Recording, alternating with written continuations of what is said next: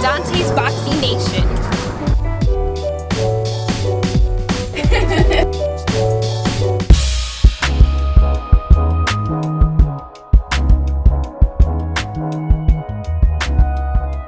Dante's Boxing Nation, what's going on, guys? You know, it seems like when it comes to Al Haymon and the PBC series, all they do is win, win, win, no matter what.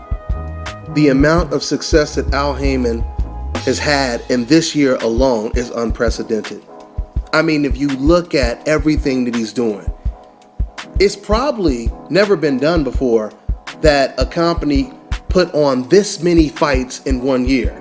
But not only is he putting on this many fights, but he has deals with almost every network. NBC Sports, ESPN, ESPN Deportes, CBS, Fox Sports 1, Fox Deportes, Spike TV, and Bounce TV. I mean, what Al Haymon did last week was something I had never seen done before. He had a card almost on every other day, the whole week. It was like PBC mania. I mean, my dream as a boxing fan has always been to see boxing the way we see football, basketball, where it is just constantly on television, right? You could turn from one channel to the next channel, or you have a fight today on Monday, then you have another fight on Tuesday, and it just keeps going on and on that way. This is what Al Haymon has given us. Not only did he give us all the boxing that we can handle in 1 week, but they were good cards. He had a lot of undefeated fighters going against each other, like Colon versus Williams. And then he had the Lamont Peterson versus Felix Diaz, a fight where they went toe-to-toe, going back and forth, exchanging the whole fight. And I'm just naming a couple. But like I said, it was the whole week. You had the heavyweights, Mansour against Gerald Washington. It was just fight after fight after fight. From the Saturday before, all the way to this previous Saturday, or this past Saturday.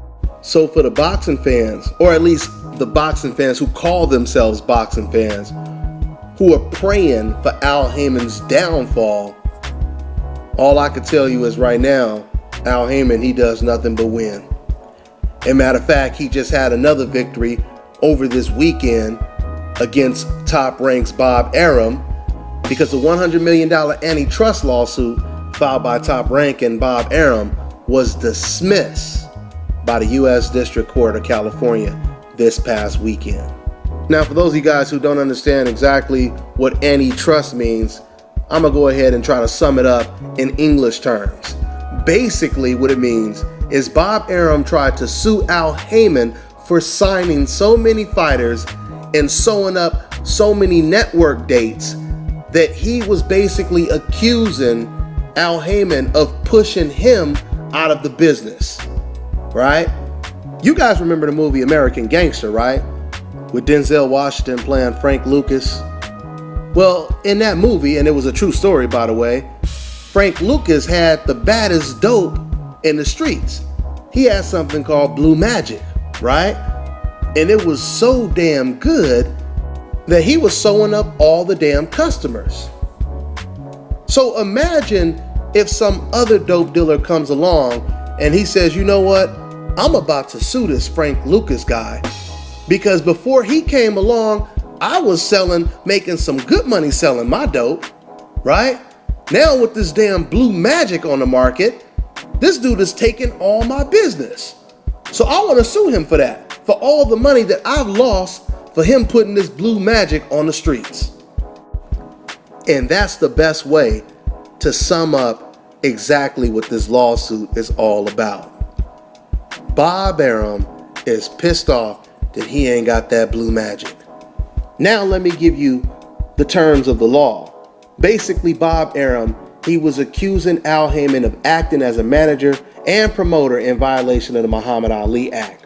And of course, like I said before, he was also accusing him of violating the U.S. antitrust laws, which that is the core of the lawsuit, and that's just been thrown out. Bob Arum was trying to go after Al Haymon's investors, and Al Haymon's investors, they've been removed from the lawsuit. So Bob didn't have anything from the start, but he really has nothing now, right?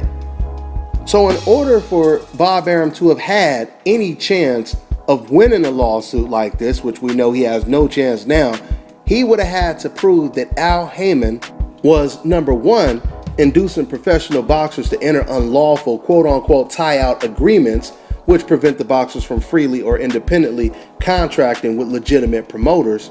Number two, illegally acting as a promoter and fraudulently operating in the promotion business through a network of sham promoters.